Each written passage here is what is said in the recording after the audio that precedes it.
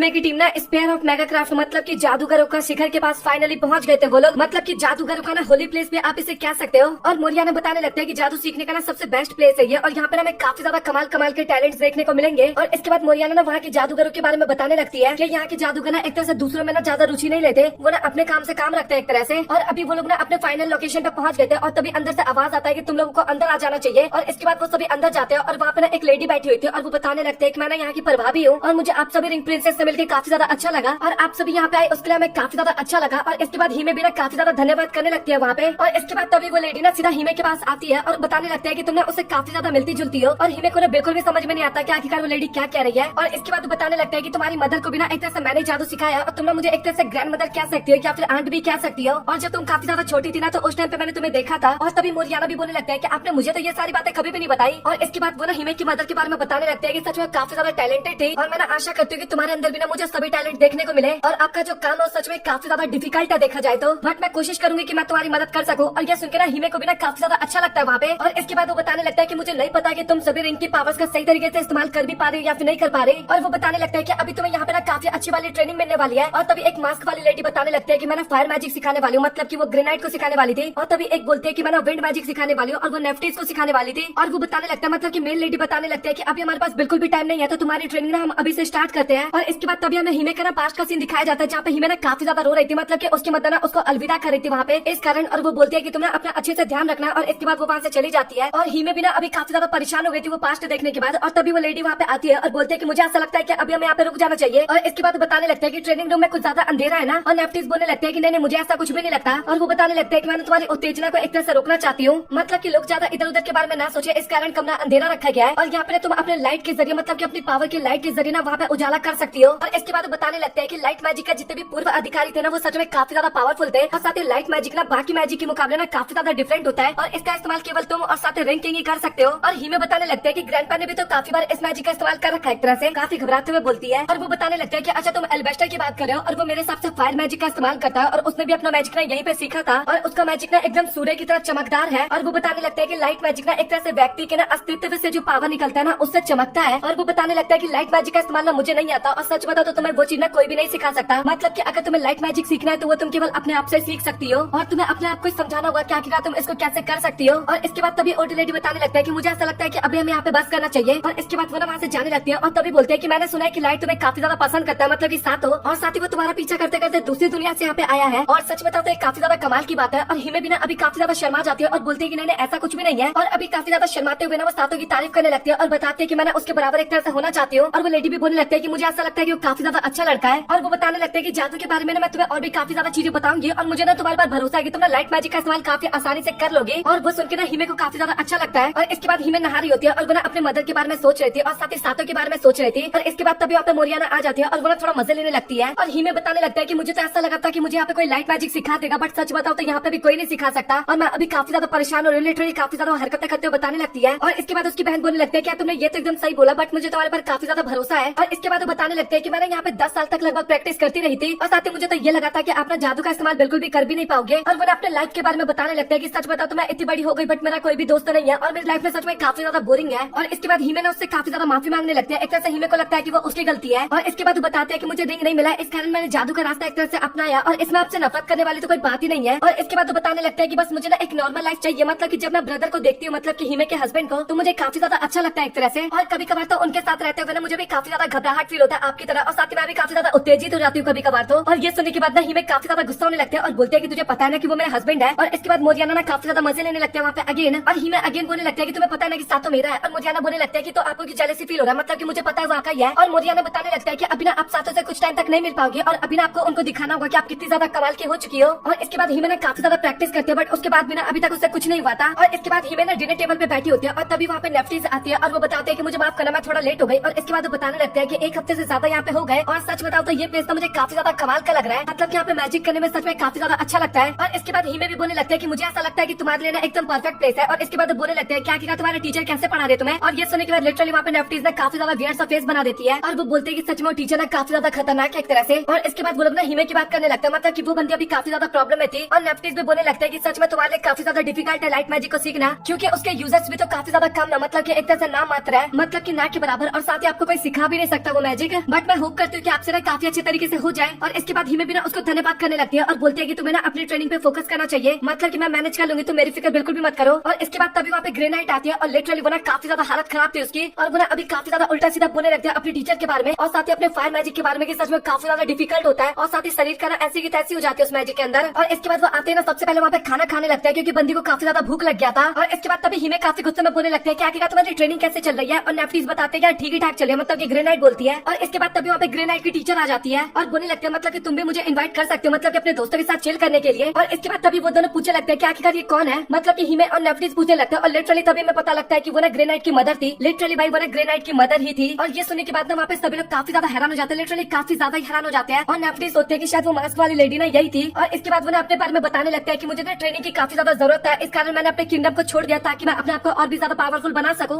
और इसके बाद मुझे स्पेयर मेगा क्राफ्ट मिला, मतलब इसी जगह के बारे में बता रही होती है। और वो बताते हैं कि मैंने यहाँ पे काफी ज्यादा ट्रेनिंग किया ताकि मैं अपने हस्बैंड को हरा सकूं। और तभी यहाँ पे मेरी बेटी आ गई और सच बता तो मुझे अभी अपनी बेटी के साथ टाइम स्पेंड करने में काफी ज्यादा अच्छा लग रहा है। और ग्रे नाइट को भी ना वहाँ पे काफी ज्यादा अच्छा लग रहा था अपनी मदर के साथ टाइम स्पेंड करने में। और लिटरली इसके बाद उसकी मदर उसको काफी ज्यादा वहीं पे प्यार करने लगती है, मतलब कि मुझे भी काफी ज्यादा अच्छा लगा, उल्टी सीधी हरकतें करने लगते हैं कुल मिला के बात की जाए तो। और लिटरली इसके बाद मदर बोलने लगते हैं कि जब ग्रे नाइट छोटी थी ना तो वो अपना नाम नहीं ले पाती थी, और इसके बाद बोलते हैं कि तुम एक बार अपना नाम लेके तो बताओ। और ग्रे नाइट लिटरली वहाँ पे अपना नाम लेके बताती है कि मदर मुझे अभी सब कुछ आ गया, आप इतना मत देखो मेरी तरफ। और हिमे और नेफ्टीज को भी ना काफी ज्यादा अच्छा लगता है, मतलब कि ग्रे नाइट को इतना ज्यादा खुश देख के। और वो दोनों भी इसी बारे में बात कर रहे होते हैं और साथ ही वो दोनों भी हमें दिखाया जाता है, मतलब कि ग्रे नाइट और उसकी मदर और दोनों काफी ज्यादा खुश थे उस टाइम पे। और इसके बाद हिमे ना एक जगह पे बैठी होती है और काफी ज्यादा उदास थी और सोच रही थी कि ग्रे नाइट और नेफ्टीज दोनों की परफॉर्मेंस ना काफी ज्यादा बढ़िया होते जा रहा है, बट मैं वही की वही अभी भी हूँ। और वो सोच रही होती है कि मैंने सातों को जो भी प्रॉमिस किया था ना, मुझे लगता नहीं कि मैं निभा पाऊंगी। और इसके बाद उन्हें काफी ज्यादा उससे माफी मांग रही होती है और अपना अपना काफी ज्यादा रिग्रेट कर रही थी वो, मतलब कि बंदी ने ना सारी होप वहाँ पे तोड़ दी थी एक तरह से। और इसके बाद तभी ना वहाँ पे उसके पास एक लेडी आती है और वो बताती है कि आप रिंग प्रिंसेस हो ना, जो कि अभी हाल फिलहाल में यहाँ पे आई हो, और साथ ही मुझे पता है कि अपना लाइट मैजिक का इस्तेमाल करते हो और साथ ही अभी आप प्रॉब्लम में हो, और मुझे ऐसा लगा कि शायद मैं आपकी मदद कर सकती हूँ। और इसके बाद वो ना अपना मास्क उतारती है और वो ना थोड़ा बहुत हिमे की तरफ देखने में लग रही थी। और हिमे सोच रही होती है कि मुझे इसके बारे में नहीं पता, बट ये ना मुझे काफी ज्यादा फैमिलियर सी लग रही है। और इसके बाद वो बताने लगता है कि तुम लाइट मैजिक का इस्तेमाल करने की कोशिश कर रही हो, और वो बताने लगता है कि सच बताओ तो सब कुछ ना केवल तुम्हारे ऊपर ही निर्भर करता है। और वो बताने लगता है कि लाइट मैजिक ना सच में काफी ज्यादा पावरफुल होता है और इसका अनुभव ना एक तरह से सभी लोग करते हैं, और ये मैजिक ना काफी ज्यादा डिफरेंट होता है। और हिमे बताने लगता है कि वैसे इन सब चीजों के बारे में तो मुझे भी पता है। और इसके बाद वो ना उसके गाल पे हाथ रखती है और बोलते हैं कि तुम फिक्र मत करो, मतलब कि तुम अकेले बिल्कुल भी नहीं हो। और हिमे को भी ना वहाँ पे काफी ज्यादा लाइट मैजिक का एहसास होता है। और इसके बाद तभी अचानक से ना वो लेडी वहाँ से गायब हो जाती है, मतलब कि वहाँ पे कोई था ही नहीं। और इसके बाद लिटरली वहाँ पे ना वो अपने आप ही लाइट मैजिक का इस्तेमाल कर पाती है। और इसके बाद हमें मोरियाना और वही लेडी दिखाया जाता है जहाँ पे दोनों ना हिमे के बारे में बात कर रहे थे कि हम ना उसकी किसी भी तरीके से कोई मदद नहीं कर सकते, मतलब कि देखा जाए तो मैं उसकी मदर नहीं हूँ और केवल उसकी मदर को लाइट मैजिक का इस्तेमाल करना आता था। और इसके बाद हिमे ना लाइट मैजिक का इस्तेमाल करके दिखाती है अपने टीचर को, और वो भी ना काफी ज्यादा हैरान हो जाती है मैजिक देखने के बाद। और तभी पूछने लगते हैं क्या तुम्हें इसके बारे में किसने बताया। और हिमे बताते हैं कि मेरे को ना कल किसी ने आके सिखाया था इसके बारे में। और टीचर ने काफी ज्यादा हैरान हो जाती है, मतलब कि उसके अकेडमी में ना अभी वहाँ पे कोई भी नहीं था जो कि लाइट मैजिक का इस्तेमाल कर सकता था। और वो बोलने लगते हैं कि बट कोई बात है, तुमने काफी अच्छा काम किया, और उसको ना कांग्रेचुलेशंस बोलने लगती है। और इसके बाद हमें साथों और मार्क्स का सीन दिखाया जाता है जहाँ पे वो लोग एबिस किंग के साथ लड़ने वाले थे ना, तो वहाँ पे काफी ज्यादा फैक्ट्रियां खुल रखी थी एक तरह से, जिसके अंदर काफी ज्यादा वेपन्स बनाए जाते ताकि वो उनके खिलाफ लड़ सके। और साथों बताने लगता है कि मैंने ये चीज एक्सप्लोर करना चाहता हूँ। और अभी ना मार्क्स की तरफ देख रहा था और सोच रहा था कि सच में बंदा इस मार्क्स में कितना ज्यादा अजीब सा लगता है। और इसके बाद तभी वहाँ पे एक बंदा आता है और वो बोलता है कि आखिरकार तुम यहाँ पे क्या कर रहे हो। और साथों बताने लगता है कि बस वो ना यहाँ पे चेक करने आना चाहता था। और इसके बाद वो बताने लगता है कि मुझे तो तुम रिंग किंग लग रहे हो और मुझे ऐसा लगता है कि तुम्हें यहाँ पे एक्सप्लोर करवाना चाहिए, मतलब कि इसके बाद वो ना पूरी फैक्ट्री को दिखाने लगता है उसको, और काफी ज्यादा चीजें भी बताता है उसके बारे में जो कि उतना ज्यादा इंपॉर्टेंट नहीं था। और सभी लोग वहाँ पे कुल मिला के काफी ज्यादा मेहनत कर रहे थे वेपन्स बनाने में एक तरह से। और इसके बाद बंदा बोलने लगता है कि तुम तो शहर भी घूम के आए होगे, तो तुम्हें उसके बारे में क्या लगता है। और साथों बताने लगता है कि हाँ वो काफी ज्यादा अच्छा है, मतलब कि मेरे इमेजिनेशन से तो अच्छा ही जगह एक तरह से, बट मुझे ऐसा लगता है कि सम्राट ना मुझे यहाँ पे देखने के बाद ना बिल्कुल भी खुश नहीं हुए। और इसके बाद वो आदमी भी बताने लगता है कि बच्चे तुम ना इधर उधर की बातों पे ध्यान मत दिया करो, मतलब कि तुम्हें नहीं पता कि आखिरकार रिंग किंग की पावर क्या होती है और तुम एबिस किंग के खिलाफ कितना ज्यादा इंपॉर्टेंट रोल अदा करते हो। और यहाँ पे काम करने वाले जितने भी लोग हैं ना वो सभी तुम्हारे बारे में ऐसा ही फील करते हैं। और इसके बाद वो बंदा ना साथों को काफी ज्यादा हौसला देता है, मतलब कि तुम्हें इस तरीके से हार बिल्कुल भी नहीं मानना है, काफी ज्यादा मोटिवेट करता है और इधर उधर की बातें भी करते हैं वो लोग। और इसके बाद साथों ने अपने घर जा रहा था और साथी वो ना मार्क्स को धन्यवाद करता है पूरा शहर घुमाने के लिए एक तरह से। और अभी साथों फाइनली अपने घर पे वापस आ गया था, मतलब कि बाकी लोगों के पास है। और इसके बाद साथों बताने लगता है कि मुझे एहसास हो गया, मुझे वो सभी चीजें करना चाहिए जो कि मैं कर सकता हूँ एक तरह से। और कुल मिला के ना कल उनकी प्लानिंग एक तरह से स्टार्ट होने वाली थी और वो सभी ना वहाँ पे एकदम रेडी थे, मतलब कि अपने काम को करने के लिए। इसके बाद हमें सभी लोग ना प्लानिंग करते हुए नजर आते हैं, जहाँ पे मार्क्स बता रहा होता है कि एक तरह से सभी सोल्जर्स तो अपने फेस्टिवल में व्यस्त होंगे और जो तहखाने में जाने का प्रवेश द्वार होगा ना वहाँ पे केवल 2 गोलम होंगे। और ये सुनने के बाद एम्बर बताने लगता है कि गोलम वैसे देखा जाए तो काफी ज्यादा स्ट्रॉन्ग होता है, लेकिन रिंग किंग की पावर की वजह से ना हम काफी आसानी से उसे डिफीट कर सकते हैं। और फिर साफिर भी बताने लगते हैं कि तो काफी आसान है, मतलब कि हम काफी आसानी से अंदर जा सकते हैं और उनका ध्यान आखिरकार कौन भटकाएगा। पर मतलब की बंदी काफी ज्यादा चिल थी। और इसके बाद सभी लोग बताने लगता है कि तुम्हें ना उन सभी का ध्यान भटकाना एक तरह से, मतलब कि जितने भी पॉप वहाँ पे होने वाले उन सभी का। और ये सुनने के बाद बंदी काफी ज्यादा उदास हो जाती है, हैरान हो जाती है एक तरह से। इसके अगले दिन का सीन दिखाया जाता है जहाँ पे साथों और उसके पलटना अभी गोलम गोलम के सामने खड़ी थी और सातो बोल रहा होता है कि आखिरकार ये गोलम बिल्कुल भी रिएक्शन क्यों नहीं कर रहे। और एम्बर बताने लगता है कि जब तक उनको कुछ खतरा महसूस नहीं होगा ना तब तक वो रिएक्शन नहीं करेंगे। और इसके बाद बताने लगता है कि गोलम एक तरह से ना अर्थ मैजिक का इस्तेमाल करता है और तुम ना उसको ना काफी आसानी से डिफीट कर सकते हो अगर तुम अपनी पावर्स का इस्तेमाल अच्छे तरीके से करो। तो वो सातो को काफी ज्यादा ज्ञान दे रही होती है और इसके बाद सातो भी जाता है गोलम के पास और सबसे पहले अपना इंट्रोडक्शन देता है कि मेरा नाम सातो है और मैं ना रैंकिंग हूँ और साथ में दूसरी दुनिया से आया हूँ। और इसके बाद वो ना अपने मैजिक का इस्तेमाल करता है वहाँ पे। बट तभी अचानक से ना गोलम ना मूव होने लगता है वहाँ पे और ये देखे ना सातो काफी ज्यादा हैरान हो जाता है। और वो जो शोर मचाता है ना गोलम के चलने की आवाजें ना नाइट तक सुनाई दे जाती है। बट तभी ना हमें आसमान में ड्रैगन देखने को मिलता है और ये और कोई नहीं साफिर होता है, जिस कारण सभी नाइट्स का ध्यान ना उसकी तरफ चला जाता है। और साथ ही साफिर भी सोच रही थी कि पता नहीं मुझे क्या क्या चीज करना पड़ रहा है यहाँ पे। बट जो एम्परर होते हैं ना उनको समझ में आ जाता है और वो ना फटक से वहाँ से चले जाते हैं। और अभी लिटरली में सातो का सीन दिखाया जाता है और एक गोलम ना उसके पीछे पड़ा हुआ था और दोनों तरफ से गोलम ने ना सातो को घेर लिया था। और बंदा सोच रहा था कि अभी मेरे पास कोई भी ऑप्शन नहीं है, मुझे इनके साथ फाइट करना होगा। और इसके बाद तभी अचानक से ना गोलम ना वहाँ पे मूव करना बंद कर जाता है और ये चीज देखे ना सातो काफी ज्यादा हैरान हो जाता है और एम्बर से बोलता है कि तुमने क्या किया ये। और एम्बर बताने लगता है कि हाँ तुम्हारी मदद से। सातो सोचता है कि यार तुम ये पहले कर लेते, आखिरकार इतना टाइम क्यों वेस्ट किया। और एम्बर बताने लगता है कि अगर गोलम मेरी तरफ देख रहे होते तो मैं ऐसा बिल्कुल भी नहीं कर पाती और तुमने एक तरह से गोलम का ध्यान भटकाया, इस कारण मैं उनको रोक पाई। बट मैं चाहती थी कि तुम अपनी पावर से इसको रोको, बट ऐसा कुछ भी नहीं हुआ। और ये सुनने के बाद बेचारा सातो का फिर से फेस बन जाता है, मतलब क्या बंदिया बेइज्जती पे बेइज्जती किया जा रहे सातो की। और इसके बाद फाइनली वो लोग दरवाजे के पास पहुंचते हैं और दरवाजे पे ना लॉक लगा हुआ था, लेकिन मार्स ने ना चाबी का जुगाड़ पहले से कर लिया था, अपने डैड के कमरे से चोरी कर लिया था एक तरह से। और इसके बाद वो लोग फाइनली दरवाजे को ओपन करते हैं और अंदर जाते हैं और अंदर हमें काफी ज्यादा प्राचीन चीजें एक तरह से देखने को मिलता है। और इसके बाद तभी अचानक से ना एम्बर वहाँ पे रुक जाती है और सातो बोलता है कि तुम्हें कुछ हुआ है क्या। और एम्बर बताने लगता है कि यहाँ की चीजों में ना मैं काफी कम एनर्जी एक तरह से महसूस कर पा रही हूँ। और इसके बाद तभी एम्पर वहाँ पे आ जाता है और बोलता है कि तुमने सही कहा। और एम्पर ने अभी सबसे पहले काफी ज्यादा उन लोगों को उल्टा सीधा बोलता है और सातो भी काफी ज्यादा हैरान हो गया था कि आखिरकार एम्पर को कैसे पता चला, मतलब कि वो यहाँ पे कैसे आ गया। और वो लोग भी सोचने लगता है कि साफिर ना काफी गंदी तरीके से इस प्लान में फेल हो गए, मतलब कि साफिर की वजह से वो लोग फंस गए। और इसके बाद तभी एम्पर बोलने लगता है कि आखिरकार तुम सोच क्या रहे थे, मतलब कि तुम काफी आसानी से ध्यान भटका दोगे और मैं चाहता तो अपने साथ काफी ज्यादा सोल्जर्स भी ला सकता था। और साफिर बताने लगते हैं कि हम ना रिंकिंग की पावर की मदद से ना काफी आसानी से उनका सफाया भी कर सकते थे। और अभी ऐसा लग रहा था कि वहाँ पे ना एकदम फाइट का माहौल बनने वाला है। और सातो भी बोलने लगता है कि मैं किसी भी तरीके से ना वो स्वॉर्ड तो लेके ही रहूंगा। और एम्पर भी ना अभी काफी ज्यादा खुश हो जाते हैं अचानक से और बोलते हैं कि मैं तुम्हें देने के लिए तैयार हूँ। और इसके बाद वो ना उन्हें पीछे आने के लिए बोलता है और ये सुनने के बाद ना सभी लोग काफी ज्यादा हैरान हो जाते हैं। और इसके बाद वो सभी ना आगे की तरफ जा रहे थे और लिटरली उन लोगों को ना अभी भी भरोसा नहीं था कि भाई सच में ये हमें तलवार के पास ही लेके जा रहे हैं या फिर कहीं सोल्जर के बीच में हमें फंसा देगा, मतलब कि सभी लोग एक तरह से डाउट कर रहे थे वहाँ पे। और इसके बाद ना एम्पर बताने लगता है कि उन्होंने ना एक तरह से काफी ज्यादा पैसे खर्च किए प्राचीन वेपन्स या फिर प्राचीन चीजों को इकट्ठा करने के लिए, बट सच बता तो वो सभी ना कबाड़ के अलावा एक तरह से कुछ भी नहीं है। और तभी सातो बोलने लगता है कि क्या रिंकिंग की तलवार रियल में है या फिर नहीं है। और एम्पर बताने लगता है कि वो रियल में एग्जिस्ट करता है और वो ना दिखाते भी है कि ये वो तलवार है। और फाइनली अब जाके सातो ना उस तलवार को पहली बार देखता है और वो बंदा काफी ज्यादा हैरान हो जाता है एक तरह से वहाँ पे तलवार देखने के बाद। और ये ना इकलौती तलवार है, मतलब कि इस टाइप की इकलौती तलवार है। और जांच के समय ना उनको तलवार मिली थी, मतलब कि जब एबिस किंग के साथ बैटल हुआ था ना और बैटल खत्म हुआ उसके बाद ये तलवार उनको एक तरह से मिला था। और वैसे देखा जाए तो तलवार के अंदर हमें काफी ज्यादा पावर देखने को मिलता था, बट वो उसके ट्रू स्टेज पे पहुंचने के बाद देखने को मिलता था। और मुझे ना इस बात का शक भी लग रहा था कि जब तक तुम इस तलवार को नहीं देखोगे शायद इसके ऊपर विश्वास भी नहीं करोगे। मतलब कि सच बताओ तो तू काफी ज्यादा दयालु इंसान है और तू दूसरों की बातों पर ज्यादा विश्वास भी नहीं करता और जल्दी से हार भी नहीं मानता है। और सच बताओ तो ये एकदम पागलपन है, बट ये पावरफुल चीजें भी एक तरह से कहलाती है, मतलब कि यही सारी चीजें तुझे काफी ज्यादा स्ट्रॉन्ग बनाता है। और एक तलवार होती है वहाँ पे और वो ना मेरे को भाई परिवार का नाम बोले नहीं आता, सच बता रहा हूँ, बट मैं इतना आपको बता दूं ना हिमे के परिवार की तलवार थी, नौकर नाटिका ऐसे कुछ करके तलवार का नाम था, मतलब कि परिवार का नाम था। और सच बताओ तो वो मेरा काफी अच्छा दोस्त था और बताने लगता है कि अगर तुम्हें कुछ चीजें बचानी है ना तो तुम्हें मेरी बात काफी अच्छे से सुनना होगा। और वो कहानी बताता है उसी तलवार के ऑनर की। और वो ना हिमे के डैड थे और एक तरह से हिमे के डैड और साथ ही एम्पर में काफी अच्छे दोस्त हुआ करते थे और हिमे के डैड ज्यादा स्ट्रॉन्ग थे, मैं आपको इतना बता दूं। और तभी अचानक से ना एबिस किंग का एक मॉन्स्टर ना उनके ऊपर अटैक कर दिया और मिली ना उसको हिमे चाहिए था और साथ ही रिंग्स चाहिए थी, बट हिमे का डैड ना उन मॉन्स्टर से लड़ते रहा